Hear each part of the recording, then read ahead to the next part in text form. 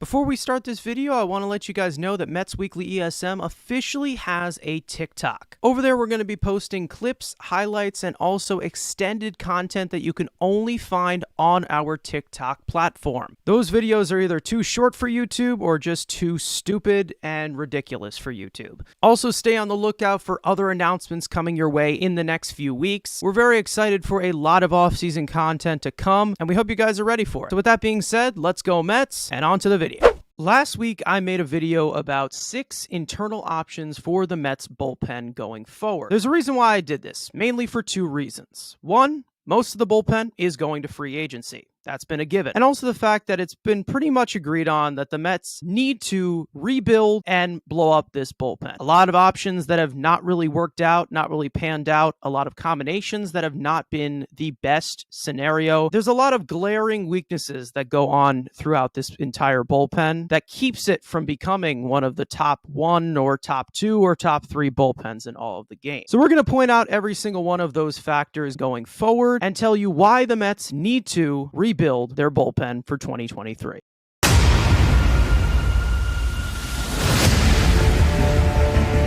3-2, Vader swings and misses, strike 3. He struck him out.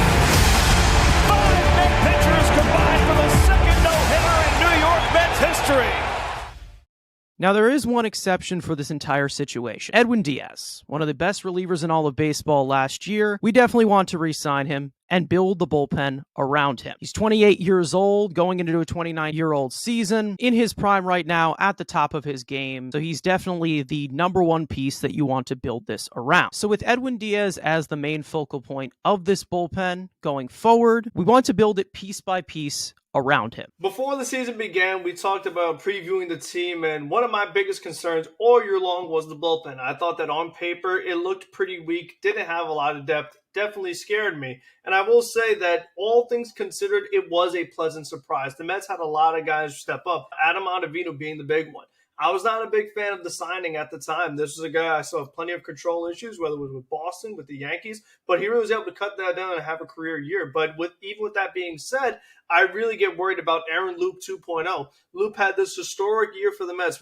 I was saying you have to re-sign him, have to bring him back. He signs a 3-year deal with the Angels, nowhere near the same pitch. And with him being age 37, it makes it all that much tougher. So even though he was great for the Mets, he's a guy that they may have to look elsewhere. But if you want to talk about building a full bullpen with 8 quality guys, they really have to consider how they want to go about this. The only guys you have left right now is maybe Drew Smith and Bryce Montez de Oca. There's a lot of pieces that come into question, a lot of guys that have not really gotten their chance yet. And another thing is the depth, something that I want to see them focus on this offseason, developing or signing quality, but also keeping quantity in mind. A lot of arms that they can stash into AAA, guys that are on the fringe, but also can be major league ready when you need them. We had a few guys like that last year, but it just didn't seem like enough, where you have a backup plan for a backup plan. You look at teams like the Rays and the Brewers and teams who have great bullpens, they are able to develop young arms. And the Mets really, as you said, they have a few arms that you could potentially see as maybe throughout the system, but the Mets'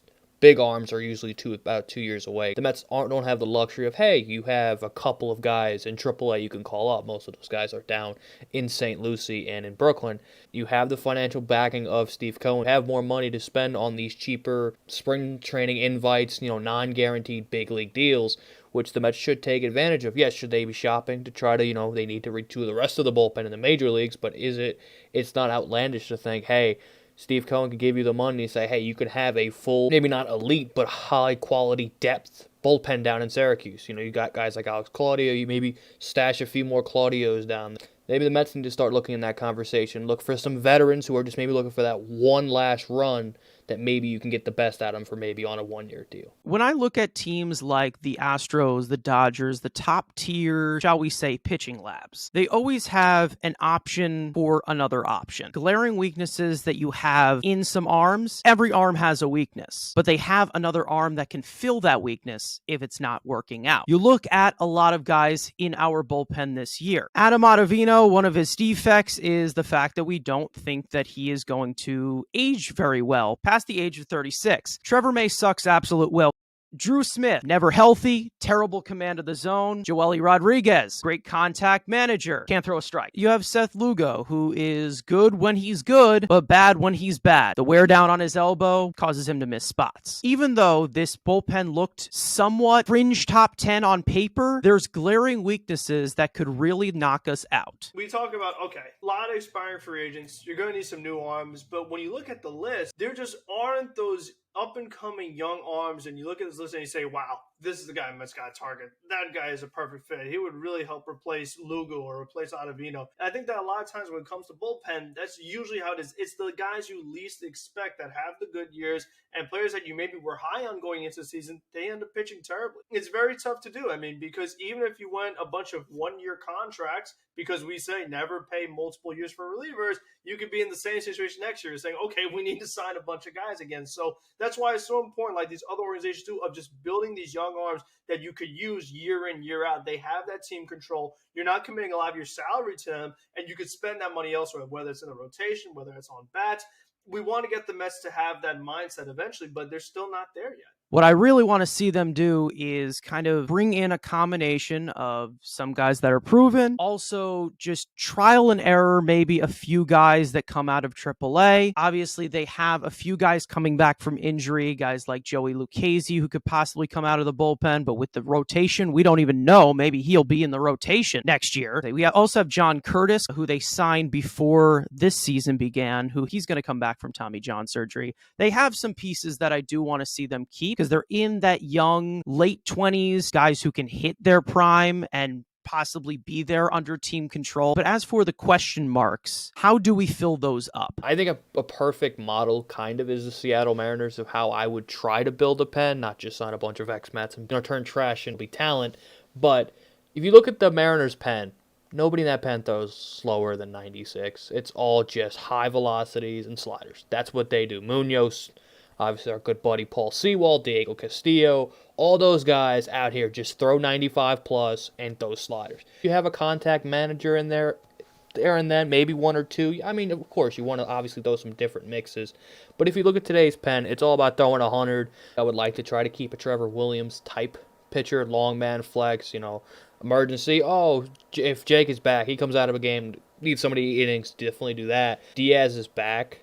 The bridge to him, you could kind of reflect, we need to get that eighth inning guy can match that stuff of Diaz. Can Dayoka be that? Me and Mets believe that, but obviously they're not going to put that much pressure on a rookie. For me, if the Mets want to take a little bit of a structure, I would like them to take the Seattle structure. Also the Dodgers. The Dodgers are the same way. They take reclamation projects, again, Chris Martin, high ground ball rate, and use it to play his strength. Have him pitch the way that he's supposed to. Don't mold the pitcher in the Mets. Mold them to their strengths. And I think that's the way the Mets should build their bullpen. Chris Martin's a guy the Dodgers got the trade deadline. I mean, he's a guy I talked about way before the deadline, because he's a guy who's a veteran who's done it for so long, not walking batters, inducing a lot of ground balls. He's done that his entire career with the same approach. And you know what? We've talked about having a good pitching lab.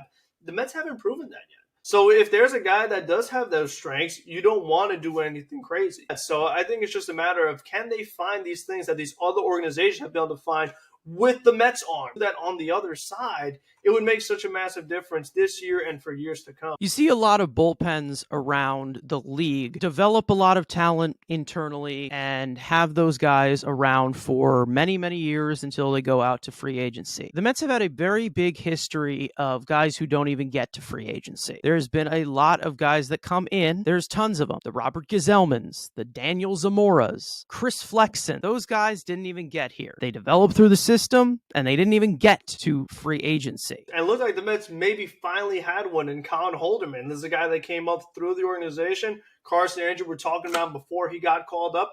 And he pitched really well in his limited outings. They put him in high leverage spots, multiple innings, everything you want to see. And then they trade him at the trade deadline for Daniel Vogelbach because of the robust relief market. And that robust relief market was Michael Givens. And Givens, once the season was over, started to pitch well here. But Holderman was a guy that you have had for multiple years. I would love for them, especially in the pitching department, to have a next man up mentality. But it has to be a man who isn't trash. Can't be your only resort. Have a backup plan of guys with the financial flexibility that you have to stash away in AAA. Throughout this entire pitching lab, I'm hearing with the Mets extending Hefner, build something as to where you have quality and you have quantity, and you keep both in mind in both situations. I think another mindset you have to go out with is the fact that they have to take advantage of what is going on in front of them with a certain reliever, because you don't know when it's going to go away. So guys like, as I said in the video, Mikel Otanez, if he's dominating AAA, get him up here. If he's doing very well at that level, maybe he has a chance to do well at the major league level. I think they definitely have committed to arms, and they've definitely shown this very stubborn approach of sticking with guys until it just completely runs out and they just wait too long. And that's something that I really want to see them not do. So let's get to some names we can throw out there that can fill into the bullpen. Just spitballing here. We'll obviously make some more specific videos about that in future, but some guys that the Mets should possibly eye that will fit into this bullpen very well. San Diego's bullpen has been great. There's a few arms in San Diego who have player options who, after their seasons, I would expect to opt out. And Robert Suarez is the one that I have had my eye on. This guy is, again, on the younger side, age 31. He would be a guy I would look at, and obviously another guy with options that we've been banging the drum for a few years now is Andrew Chafin. He does have a $6.5 million option, so he's going to want north of that. You know, Frank will probably talk about Chris Martin. High ground ball rate would be kind of the perfect Seth Lugo seventh inning guy. He was always good before.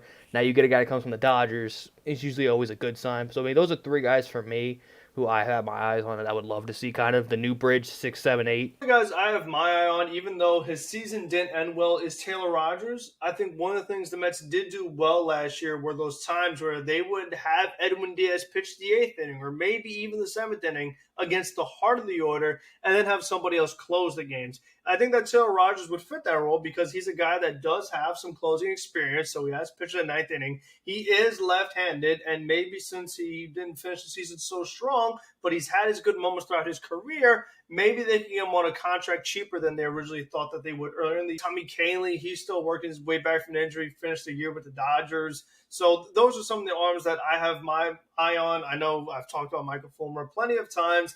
He is available again if it's something they want to consider. He's out there. You know, Archie Bradley, he's had some experience as a high leverage guy, even if he's not the greatest. At least you want guys that have been in the big moments before, because you want to have a versatile bullpen where it's like late in the games if Diaz isn't available for some reason, and that's if Diaz is even here.